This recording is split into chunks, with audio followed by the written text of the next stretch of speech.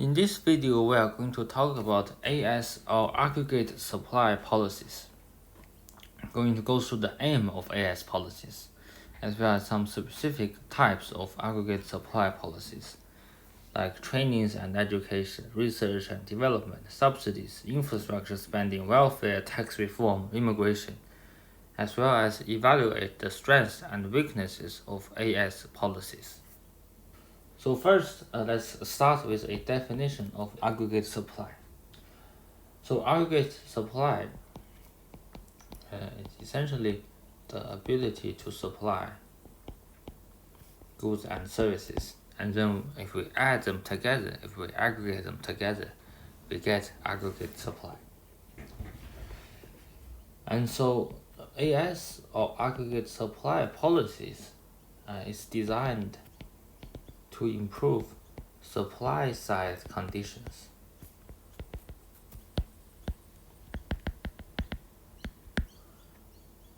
And by supply side conditions, I mean quantity and quality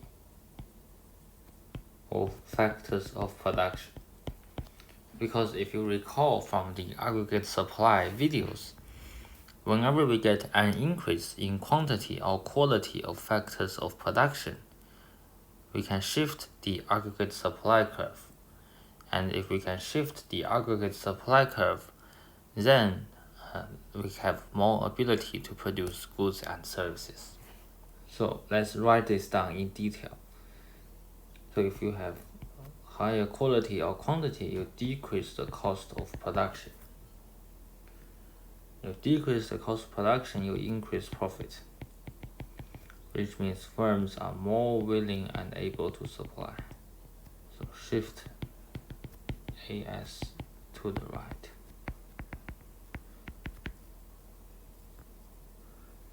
And the significance of a higher supply capacity allows the economy to grow without excessive inflationary pressure.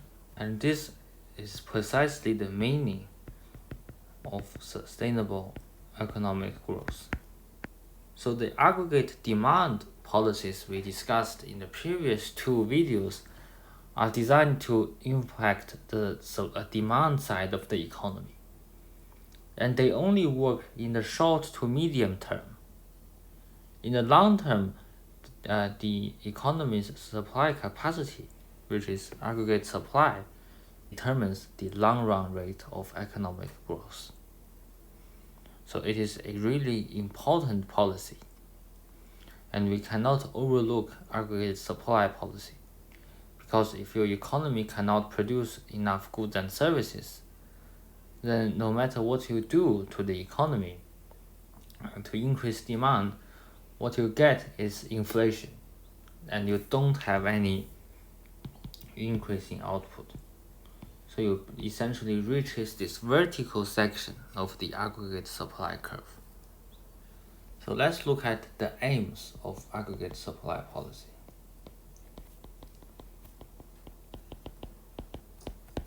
So first, it targets stagflation. So stagflation is a very undesirable condition. You get high inflation and low economic growth at the same time. So this is really very bad for the economy. The price is rising, so people have less purchasing power. But this is not due to excessive demand, because we know that when we have high demand, we have high production. So GDP should grow at a very high rate. So this is caused when we reach this vertical section of the AS curve, where every resources have been allocated, have been used, and so you cannot produce any more stuff. So any higher demand would only result in even higher rate of inflation. And by shift the AS to the right, we can increase supply capacity and avoid stagflation, because the economy can produce more stuff than before. And this leads nicely to the next advantage, or the next aim, which is to alleviate capacity constraints. So AS policies like welfare reform or skilled labor, those are designed to increase both the quality and quantity of labor. And by doing that, we have less skill shortage. And if we have less skill shortages, we have less bottleneck in the economy. So we have less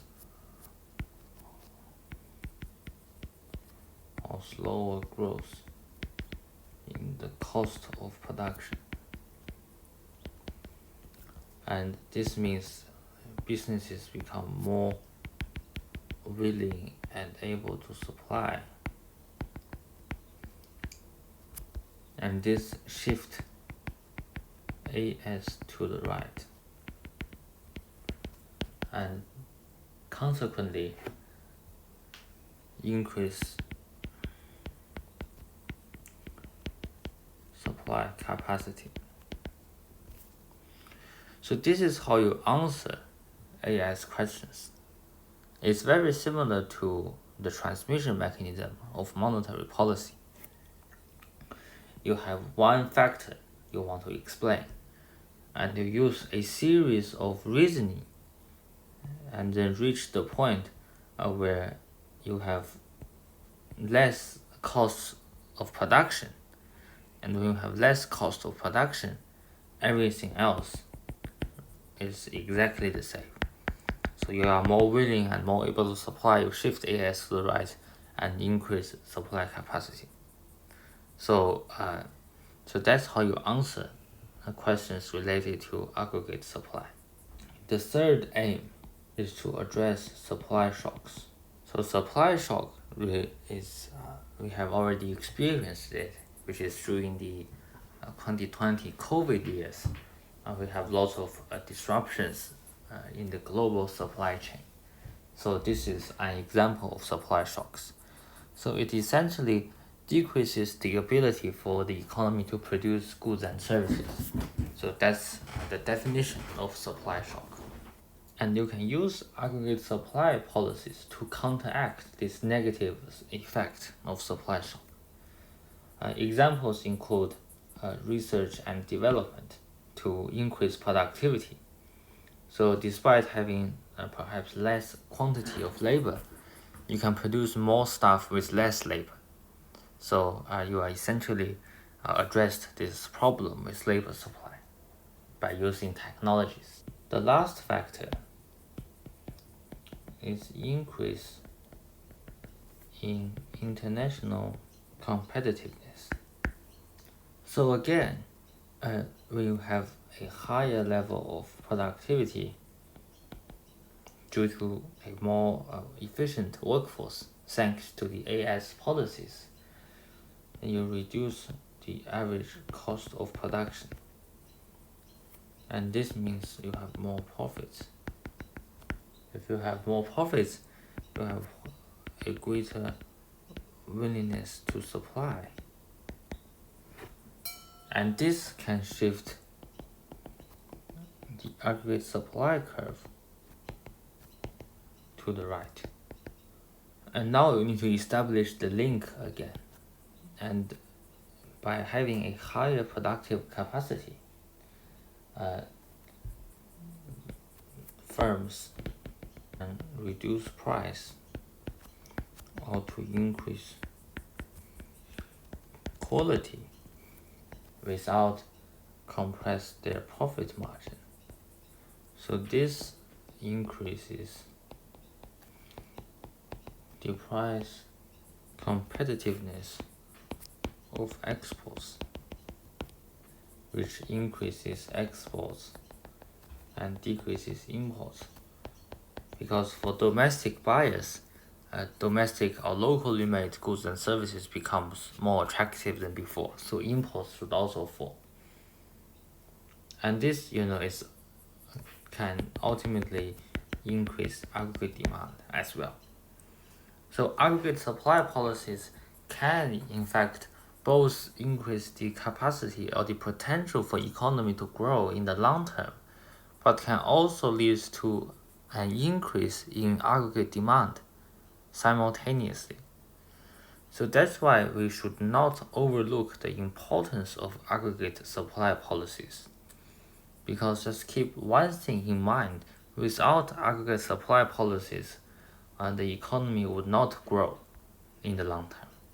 So you will enter a period of stagflation, where the economy is not growing but inflation is rising.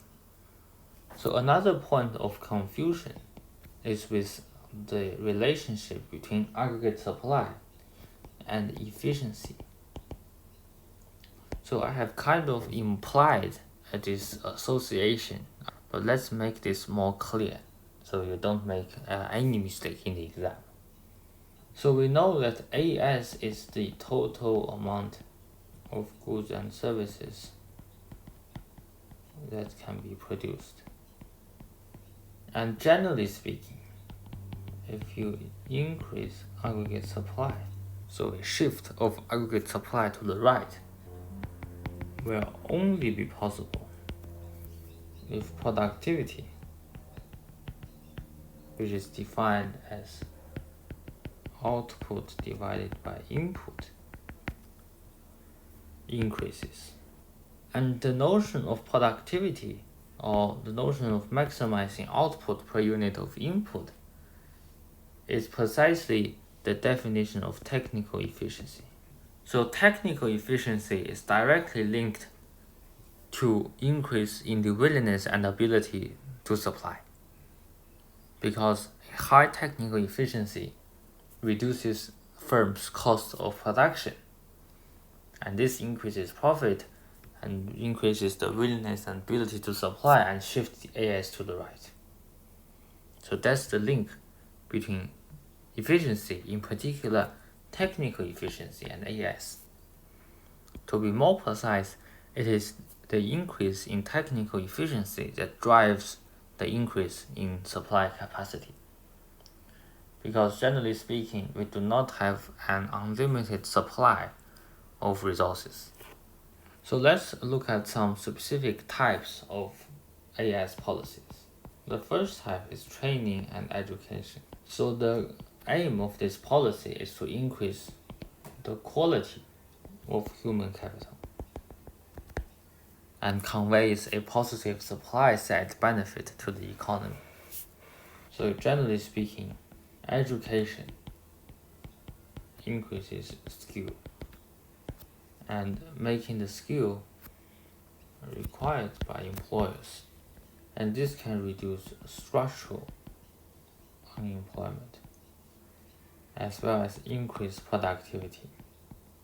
And increase in productivity, you know the drill, decreases cost of production, more willing, more able to supply, and thus shift AS to the right.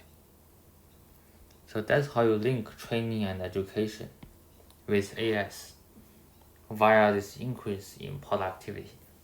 So eventually we get increase in AS.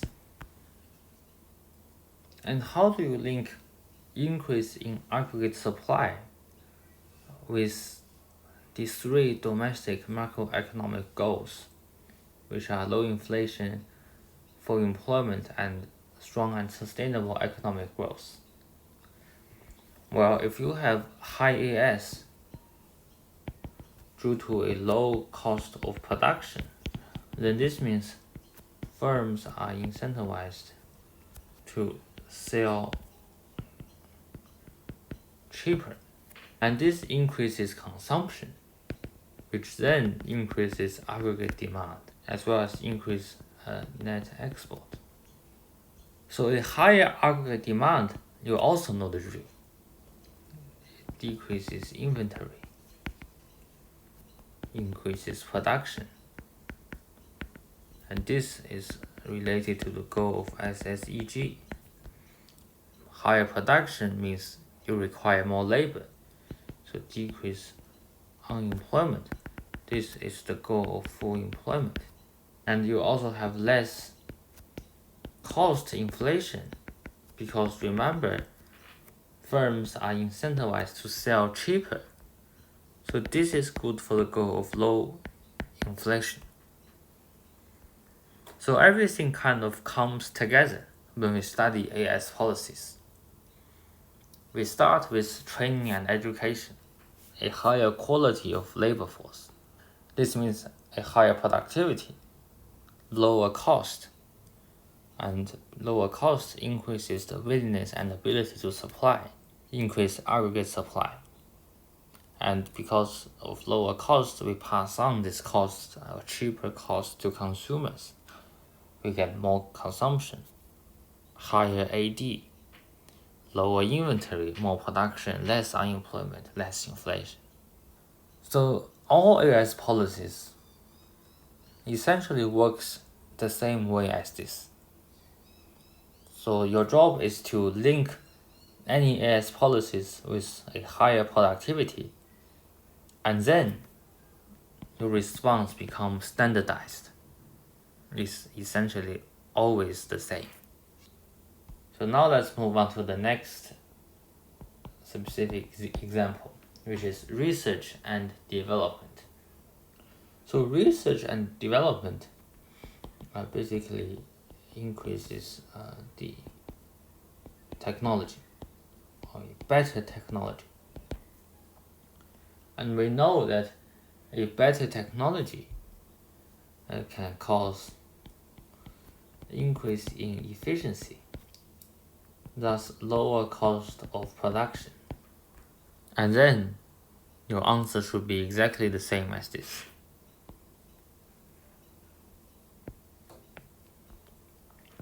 More willingness to supply, and then higher AS, which leads to higher AD. Let's look at another factor, subsidies. So subsidies are given to firms to reduce their cost of production. So it can either be like something like grant to firms, or it can have some subsidized electricity, subsidized water, all kinds of things designed to reduce cost of production. And this makes firm more willing and able to supply. And then it's exactly the same. You shift AS to the right, and then you just copy down the response. You do not need to change a single word. The next factor, infrastructure spending. So this includes things like roads, hospitals, etc. And if you have better roads, you know it increases productivity. And now it's even easier because you copy down the whole thing. The next factor is welfare reform.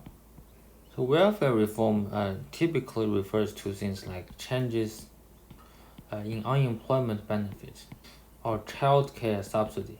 For example, recently government proposed to make childcare free for people earning under a certain threshold.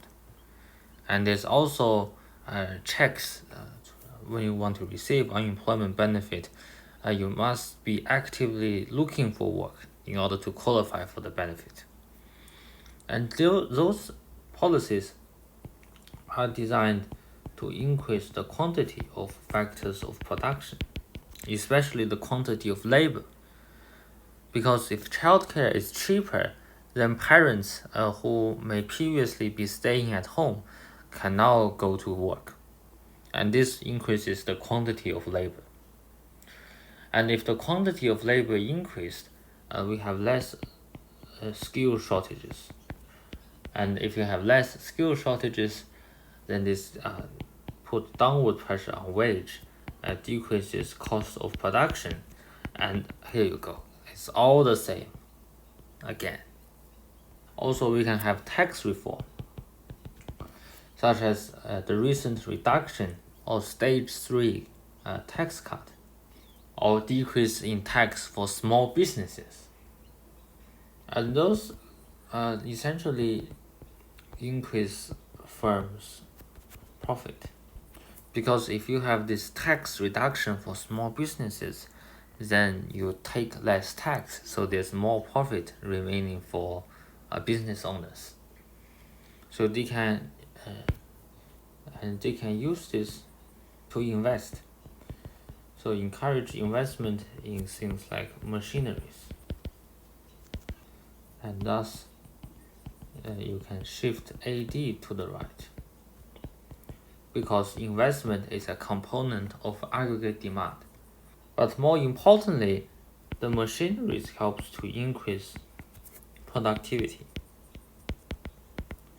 And higher productivity, you know the drill. Decreases cost, increases willingness and ability to supply, increase aggregate supply, so on and so forth. So again, you can use the same story as before. The last type of policy is skilled labor immigration program.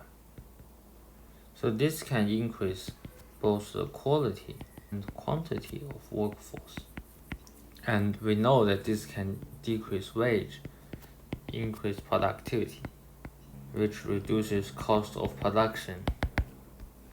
And then you use the same story as before. So although there are different AS policies, but they are kind of the same. You always use the same story or use the same argument. The only difference between them is that you need to establish different links.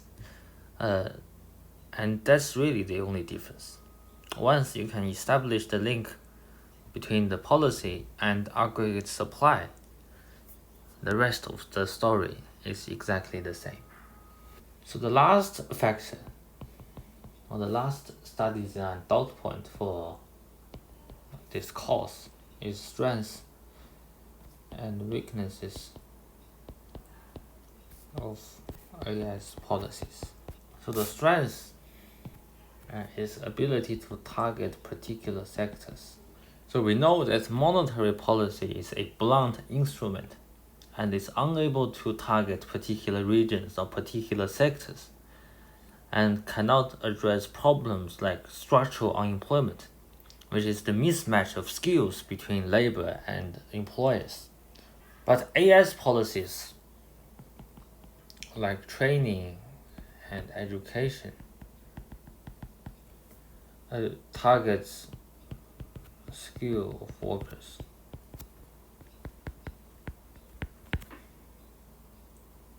And to make it compatible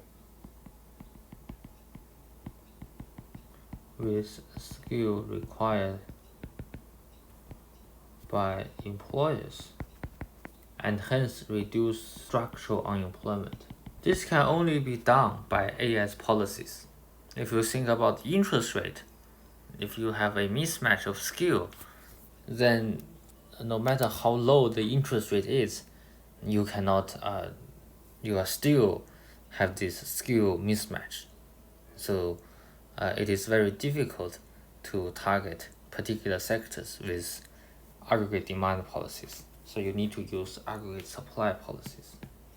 The second advantage is it can achieve all three macroeconomic goals at the same time. Because from the ADAS diagram, increase in supply capacity decreases inflation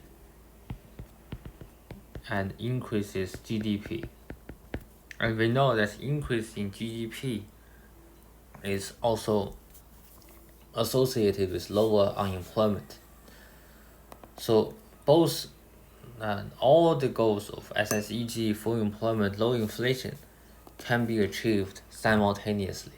So this is only possible with AS policies.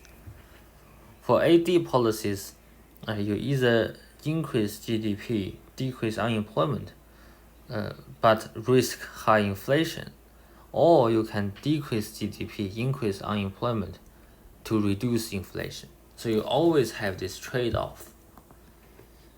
But for AS policies, there is no trade-off. The third advantage is that it can complement other AS policies. So one example is immigration. It causes, because you have more population, it causes things like congestion. But this can be addressed by another AS policy, which is infrastructure spending. So different AS policies can complement each other. And so you get the best of both worlds, and you have a more sustainable economic growth. Now let's look at the weaknesses of AS policies. The first one is long impact lag. So things like infrastructure spending requires cooperation between federal and state governments. So this is a complicated and lengthy process. And also infrastructure spending itself takes long time to complete. So from the point of impact, it really takes a very, very long time for AS policies to become effective. And during construction, it may even have negative AS impacts. So if you think about if government wants to upgrade freeway, they need to close many lanes in order to expand the freeway. And this can result in more congestion. If government wants to build a new railway, they need to close lots of road. They need to close shops. They need to have construction workers taking up car parking places. So in the short term, you actually may see a negative AS impact. But nevertheless, it have positive impact on the long term, in the long term. And because people are short-sighted, many may protest against AS policies because they do not like this short-term pain. So that's one problem. The second problem is pressure on budget. AS policies are very, very expensive, so cost a lot of money. And this can increase budget deficits. And higher budget deficits means more borrowing. And this increases interest rate or crowding out and discourages private investment. And this can actually have a negative AS effect, as businesses may slow to adapt to new technologies due to a high interest rate. We also have political bias because politicians may use AS policies to buy votes instead of actually act in the best interest of the nation. In comparison, monetary policy is independent, so it is free from political bias. The fourth one is de-skilling of local workforce. So if all government can do is to introduce skilled migration from overseas countries, then they are not incentivized to train local workers because they can get workers elsewhere. So from the perspective of local people, they may be undertrained, so they may suffer from structural unemployment because the government is unwilling to spend money on local people, but instead just let skilled immigration to fill the gap. So this is also a big problem with AS policies. The last problem is opportunity cost. Because AS policies are very expensive, if you think about subsidies, grants, infrastructure spending, everything costs a lot of money. So maybe you can use the money elsewhere. So that's the meaning of opportunity cost. that can actually bring more benefit to the society than costs. So government, if they do not carefully examine the costs and benefits of each policy, or if they make a mistake when assessing costs and benefits, then the money could be better spent elsewhere to promote macroeconomic goals. In comparison, things like monetary policy does not involve expenditure. They simply change the interest rate, so there's a lower opportunity cost. So that's it for AS policies. Just be familiar with this template. If you can remember the template and link the policies with the template, then you should be all good in the exam. So this is the last video with regard to economics. All the best in the exam.